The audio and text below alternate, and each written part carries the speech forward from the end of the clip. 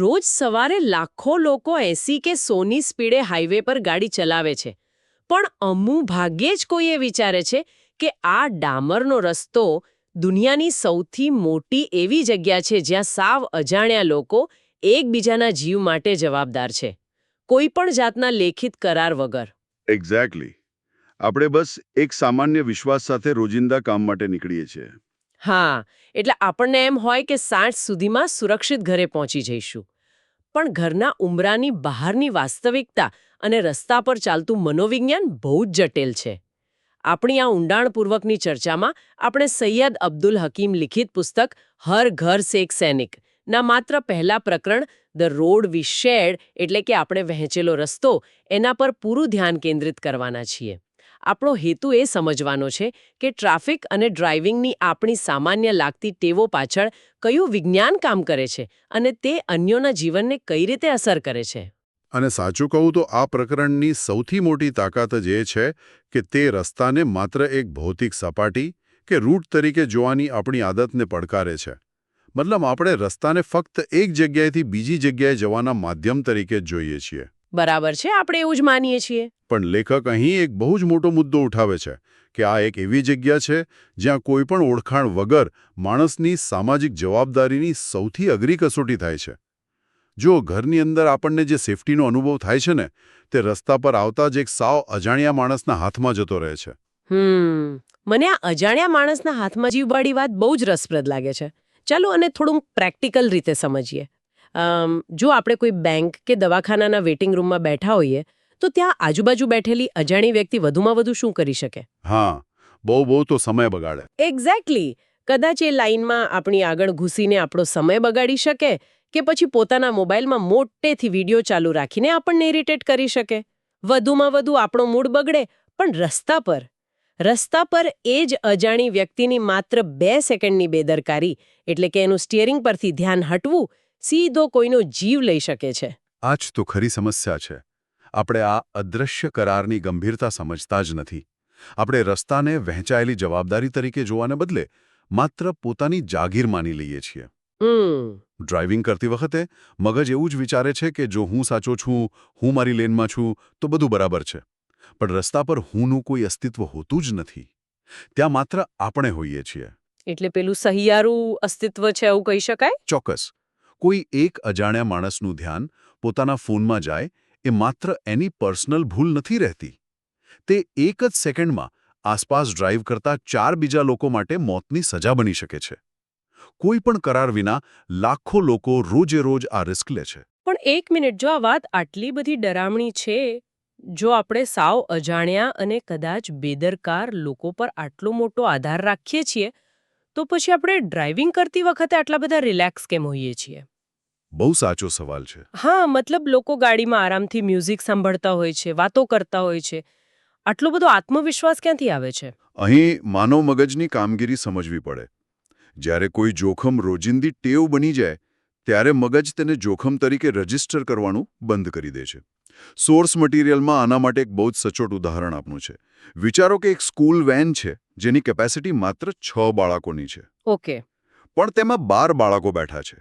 હવે વાલીઓ દરરોજ સવારે આ દ્રશ્ય જુએ છે અને છતાં કોઈ વિરોધ નથી કરતું. અરે બાપરે, હા, આપણે ઘણીવાર આવું જોઈએ છીએ. પણ એવું કેમ? આની પાછળનું મનોવિજ્ઞાન એ છે કે લોકો વિચારે છે અત્યાર સુધી કંઈ નથી થયું તો આજે પણ કંઈ નહીં થાય.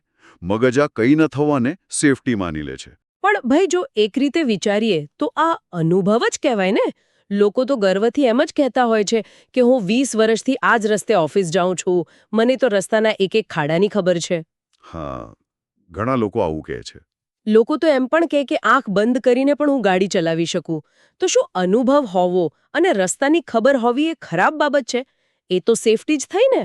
આ દલીલ બહુ સામાન્ય છે, પણ વિજ્ઞાનની દૃષ્ટિએ આ જ સૌથી મોટો ખતરો છે. પુસ્તકમાં આને મેન્ટલ મેપનો કોન્સેપ્ટ કયો છે. મેન્ટલ મેપ એટલે કે મગજનો નકશો? હા. જ્યારે કોઈ ડ્રાઈવર એક જ રસ્તા પર હજારો વાર જાય છે ને, ત્યારે તેનું મગજ એનર્જી બચાવવા માટે ઓટો પાયલટ મોડ પર જતું રહે છે. તે વાસ્તવિક રીતે રસ્તાને જોવાનું બંધ કરી દે છે અને પોતાની યાદદાસ્ત એટલે કે મેમરીના આધારે ડ્રાઈવ કરે છે. મગજને લાગે છે કે તેને બધી જ ખબર છે, એટલે વ્યક્તિનું શારીરિક ધ્યાન રસ્તા પર હોય છે, પણ માનસિક રીતે તે મીટિંગના કે ઘરના વિચારોમાં હોય છે. ઓકે, સમજાયું. આ તો બરાબર એવું જ થયું કે રાત્રે અંધારામાં પોતાના ઘરમાં ચાલવું. કેવી રીતે? જુઓ, જો કોઈ વર્ષોથી એક જ ઘરમાં રહેતું હોય તો તેને ખબર હોય છે કે સોફો ક્યાં છે અને ડાઇનિંગ ટેબલ ક્યાં છે. હા, અંધારામાં પણ ખબર પડી જાય. એક્ઝેક્ટલી. કોઈ પણ વ્યક્તિ ઠોકર ખાધ્યા વગર સીધી રસોડામાં પહોંચી શકે. પણ ધારો કે કોઈએ ત્યાં જમીન પર અચાનક કોઈ નવું રમકડું મૂકી દીધું હોય કે ખુરશીની જગ્યા બદલી નાખી હોય તો અંધારામાં ત્યાં ચોક્કસ પડવાના. કારણ કે ઘર ભલે એ જ હોય, તમારો મગજનો નકશો ભલે એ જ હોય, પણ પરિસ્થિતિ બદલાઈ ગઈ છે. આ ઉદાહરણ બહુ જ સચોટ છે. રસ્તો રોજ બદલાય છે, પણ આપણો મેન્ટલ મેપ બદલાતો નથી. અને અહીં જ પેલું 20 વર્ષનો અનુભવવાળું લોજિક ફેલ થઈ જાય છે. સાચી વાત. લોકો સર્વાઇવલ એટલે કે બચી જવાને સેફટી માની લે છે. સોર્સ એક બહુ ગંભીર સ્થિતિ વર્ણવે છે. પેલો 20 વર્ષનો અનુભવવાળો ડ્રાઈવરને ખબર છે કે આગળ એક મોટો ખાડો કે પથ્થર છે. હા, તેનો મેન્ટલ મેપ તેને અલર્ટ કરે છે. પણ તેની પાછળ આવતો નવો ડ્રાઈવર, જે આ રસ્તા માટે સાવ અજાણ્યો છે, તે આવી અચાનક બ્રેકની કોઈ અપેક્ષા જ રાખી શકતો નથી. અરે હા, આ તો બહુ ડેન્જર કહેવાય. અનુભવી ડ્રાઈવરની અંગત જાણકારી પાછળવાળા માટે અકસ્માતનું કારણ બની જાય છે. આનો અર્થ તો એ જ થયો ને કે આપણો આ મેન્ટલ મેપ, જેને આપણે આપણી સેફટી માનતા હતા, તે ખરેખર બીજા લોકો માટે બહુ જ ખતરનાક સાબિત થઈ શકે છે. ચોક્કસ. અને મને લાગે છે કે આ ખતરો ત્યારે અનેક ગણો વધી જાય છે જ્યારે આપણે ભારતના રસ્તાઓનું મિશ્ર અને અસ્તવ્યસ્ત ઇકોસિસ્ટમ જોઈએ. કારણ કે અહીંથી જ આ વાત ખરેખર રસપ્રદ બને છે. સાચી વાત છે. રસ્તા પર માત્ર એક જ પ્રકારની માનસિકતાવાળા લોકો કે એક જ સ્પીડવાળા વાહનો નથી હોતા. આ એક અત્યંત જટિલ સિસ્ટમ છે. પુસ્તકમાં આપેલા વિશિષ્ટ ઉદાહરણો જોઈએ. એક ટોલગેટનું ઉદાહરણ લો. આખી સિસ્ટમ એવી રીતે ડિઝાઇન થઈ હોય છે કે 15 સેકન્ડમાં એક વાહન પસાર થઈ જાય. પણ એક ડ્રાઈવર અચાનક ખોટી લેનમાં ઘૂસી જાય છે. અરે હા, એવું બહુ વાર થાય છે. બરાબર ને? તેને સમજાય છે કે તે ફાસ્ટેગવાળી લાઇનમાં નથી, એટલે તે ત્યાંથી ગાડી રિવર્સ લેવાનું ચાલુ કરે છે. આ એક માણસની ગણતરી વગરની ભૂલ પાછળના 50 વાહનોને 5 થી 10 મિનિટ સુધી અટકાવી દે છે. એક વ્યક્તિનો નિર્ણય અને આખી સિસ્ટમનો ફ્લો તૂટી જાય છે. અને હાઈવે પરના પેલા ભાઈનું ઉદાહરણ પણ યાદ કરવા જેવું છે. કયું ઉદાહરણ? પેલું હાઈવે પર ડિવાઈડરની વચ્ચેથી અચાનક ગાડી ટર્ન લેતો માણસ. તેને એવું લાગે છે કે તે અંતર મેનેજ કરી શકાય તેવું છે. કારણ કે તેનો મેન્ટલ મેપ તેને કહે છે કે હું તો આરામથી નીકળી જઈશ. હા, એ પણ એક બહુ જ કોમન દૃશ્ય છે. બરાબર. પણ તેના આ અંગત શોર્ટકટના કારણે સામેથી 90ની સાચી સ્પીડમાં આવતા નિર્દોષ ડ્રાઈવર પર અચાનક બ્રેક મારવાનું પ્રેશર આવી જાય છે. આ જ બાબત સમજાવે છે કે આ સિસ્ટમમાં વ્યક્તિગત નિર્ણયોની અસર કેટલી મોટી હોય છે. આ કેમ મહત્વનું છે તે સમજવું જરૂરી છે. સાચી વાત. જ્યારે કોઈ એક ડ્રાઈવર પોતાના અંગત ફાયદા માટે માત્ર 2 મિનિટ બચાવવા માટે શોર્ટકટ લે છે, ત્યારે તે ખરેખર બીજા નિર્દોષ ડ્રાઈવરને સ્પ્લિટ સેકન્ડમાં, એટલે કે આંખના પલકારામાં જીવન મરણનો નિર્ણય લેવાની ફરજ પાડે છે. અરે બાપ રે. હા. તે નિર્દોષ ડ્રાઈવરે આંખના પલકારામાં નક્કી કરવું પડે છે કે બ્રેક મારવી કે ગાડી સાઈડમાં દબાવવી. અને આ જ સ્વાર્થી નિર્ણયોના ચેઇન રિએક્શનના કારણે ટ્રાફિક જામ થાય છે. એટલે એકની ભૂલ અને ભોગવે બધા? બિલકુલ. સોર્સમાં એક બહુ જ હૃદયદ્રાવક ઉદાહરણ છે. ટ્રાફિકમાં 11 મિનિટ ફસાયેલી એમ્બ્યુલન્સ. કોઈ સામાન્ય માણસ માટે તે માત્ર ટ્રાફિક જામ છે, જેમાં કદાચ તેને ઓફિસે પહોંચવામાં મોડું થઈ રહ્યું છે. પણ એમ્બ્યુલન્સમાં પડેલા દર્દી માટે એ સેકન્ડોની ગણતરી છે. કોઈનો શોર્ટકટ કોઈનો જીવ લઈ શકે છે. અને આપણે ત્યાં રસ્તાઓનું વૈવિધ્ય પણ એટલું છે ને. એક જ હાઈવે પર તમે જુઓ તો ડાબી બાજુ કોઈ હેવી ટ્રક ચાલતી હોય, જમણી બાજુ સ્પોર્ટ્સ કાર હોય, વચ્ચે સાયકલ રિક્ષાવાળો જગ્યા ગોતતો હોય અને ફૂટપાથ ન હોવાને કારણે પગપાળા જતા સ્કૂલના બાળકો પણ એ જ રસ્તાની કિનારે ચાલતા હોય. હા, બધું જ એક સાથે. આટલા બધા અલગ અલગ સ્પીડ અને સાઇઝવાળા ઇકોસિસ્ટમમાં જો દરેક વ્યક્તિ પોતાના મેન્ટલ મેપ અને શોર્ટકટ પર જીવવા લાગે તો આ વ્યવસ્થાની પણ સંપૂર્ણ અરાજકતા બની જાય. આ અરાજકતા કોઈ સિસ્ટમની નિષ્ફળતા નથી, પણ તે માનવ મનોવિજ્ઞાનની નિષ્ફળતા છે. એ કઈ રીતે? સોર્સ બહુ ઊંડાણથી સમજાવે છે કે આ બધી ભૂલો પાછળ એક ચોક્કસ માનસિકતા કામ કરે છે.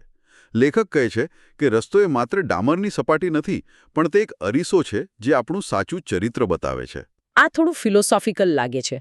આનો ખરેખર અર્થ શું છે? મતલબ શું વારંવાર ભૂલ કરતો કે અચાનક શોર્ટકટ લેતો ડ્રાઈવર ખરેખર અંગત જીવનમાં ખરાબ માણસ છે? ના, આને ખરાબ માણસ હોવા સાથે સીધો સંબંધ નથી, પણ આને સામાજિક જવાબદારીના અભાવ સાથે સંબંધ છે. અચ્છા. સમાજશાસ્ત્ર મુજબ જ્યારે આપણે ઓફિસમાં કે કોઈ પાર્ટીમાં હોઈએ છીએ ત્યારે આપણે એક સોશિયલ પરફોર્મન્સ આપતા હોઈએ છીએ. હા, એ તો છે જ. આપણે બધા સારા દેખાવા માંગીએ છીએ. એક્ઝેક્ટલી. આપણે સારા દેખાવા માંગીએ છીએ કારણ કે લોકો આપણને ઓળખે છે. પણ રસ્તો એવું સ્થાન છે જ્યાં આ સામાજિક દેખાવ અચાનક ગાયબ થઈ જાય છે. જ્યારે વ્યક્તિ કારની અંદર હોય છે, એસી ચાલુ હોય છે, કાચ બંધ હોય છે, ત્યારે તેને લાગે છે કે તે પોતાની એક અલગ પ્રાઇવેટ દુનિયામાં છે. આ કારની મેટલ બોડી તેને એક જાતની અનામી એટલે કે આઇડેન્ટિટી છુપાવવાની આઝાદી આપે છે.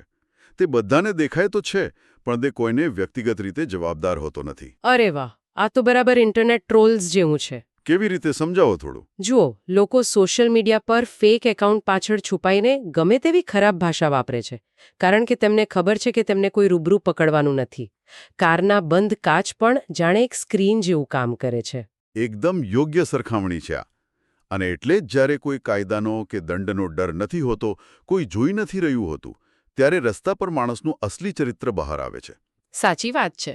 રસ્તો ખાલી છે એટલે રાતે સિગ્નલ તોડી નાખવું, અગત્યનો ફોન છે એટલે ડ્રાઇવિંગ કરતાં કરતાં વાત કરવી, અથવા સામેવાળાને ઓવરટેક કરીને પોતાનો ઈગો સંતોષવો. આ બધા નિર્ણયો દર્શાવે છે કે આપણે અન્યોના જીવનની કેટલી કિંમત સમજીએ છીએ. મને અહીંયા એક વાત યાદ આવે છે.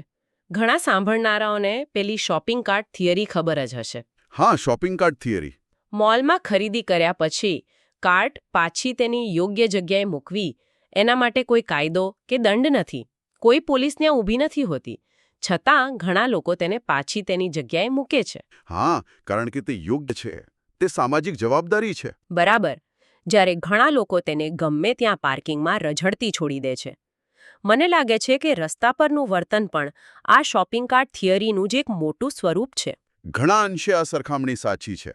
પણ શોપિંગ કાર્ટ અને ડ્રાઇવિંગમાં એક બહુ મોટો અને ગંભીર તફાવત છે. એ શું? રખડતી શોપિંગ કાર્ટ કદાચ કોઈની કાર પર સ્ક્રેચ પાડી શકે, પણ રસ્તા પરનો તમારો અહંકાર અને બેદરકારી સીધો કોઈનો જીવ લઈ શકે છે. અરે બાપ રે! હા. સોર્સમાં લેખકે એક બહુ સુંદર વાત લખી છે. રસ્તાને કોઈ જ્ઞાતિ, ધર્મ કે દેશ નથી હોતો. રસ્તાને નથી ખબર કે તેની ઉપરથી કોણ પસાર થઈ રહ્યું છે. તેને માત્ર તેના પર થતી હિલચાલ, સ્પીડ અને તમારા વાહનની હળવાશ જ સમજાય છે. રસ્તો માત્ર આપણા કર્મોનો અને આપણા નિર્ણયોનો પ્રતિભાવ આપે છે. વાહ, બહુ સરસ વાત છે આ. તો આખી ઊંડાણપૂર્વકની ચર્ચાનો સાર કાઢીએ તો સોર્સ મટીરિયલ આપણને એ સમજાવે છે કે જોખમ માત્ર હાઈ સ્પીડમાં કે ખરાબ રસ્તાઓમાં નથી. બરાબર. અસલી જોખમ આપણી રોજિંદી બેદરકારી, આપણા અત્યાર સુધી તો કંઈ નથી થયું વાળા મેન્ટલ મેપ અને સતત શોર્ટકટ લેવાની આપણી માનસિકતામાં છુપાયેલું છે. અજાણ્યા લોકો સાથેનો આ જે અદૃશ્ય કરાર છે તે આપણે પૂરી ઈમાનવાલીથી નિભાવવો જ રહ્યો, કારણ કે તેમાં માત્ર આપણો જ નહીં પણ રસ્તા પરના દરેક નિર્દોષ વ્યક્તિનો જીવ જોડાયેલો છે. અને આપણે એ યાદ રાખવું પડશે કે જવાબદાર નાગરિક હોવું એ માત્ર વોટ આપવા પૂરતું સીમિત નથી. આપણે કાયદાના કે સીસીટીવી કેમેરાના ડરથી નહીં પણ માનવીય મૂલ્યોથી રસ્તા પર વર્તવું જોઈએ. જે ક્ષણે તમે કારનો દરવાજો બંધ કરો છો તે ક્ષણે તમારી સામાજિક જવાબદારી પૂરી નથી થતી, પણ ખરા અર્થમાં ત્યાંથી શરૂ થાય છે. સાચી વાત. આજની આ ચર્ચા પછી એક બહુ જ મહત્વનો વિચાર કરવા જેવો છે. માણસ જ્યારે આવતીકાલે સવારે પોતાની ગાડી કે બાઇકનું એન્જિન સ્ટાર્ટ કરે ત્યારે માત્ર 1 સેકન્ડ માટે થોભીને એ વિચારવું જોઈએ કે તેનો એક નાનકડો અને સાચો નિર્ણય કદાચ કોઈ અજાણ્યા વ્યક્તિને સુરક્ષિત તેના ઘરે પહોંચાડી શકે છે. આપણે જોયું તેમ રસ્તો એક અરીસો છે. તો કાલે સવારે જ્યારે ગાડી સ્ટાર્ટ કરતી વખતે તે અરીસામાં જોવાનો વારો આવે ત્યારે માણસ તેમાં કેવું ચરિત્ર જોવા માંગશે? એક બેદરકાર અને સ્વાર્થી વ્યક્તિનું કે એક એવા માણસનું જે ખરેખર બીજાના જીવની કિંમત સમજે છે? કદાચ આ એક જ વિચાર આપણા રસ્તાઓને અને આ વહેંચાયેલી દુનિયાને થોડી વધુ સુરક્ષિત બનાવી શકશે.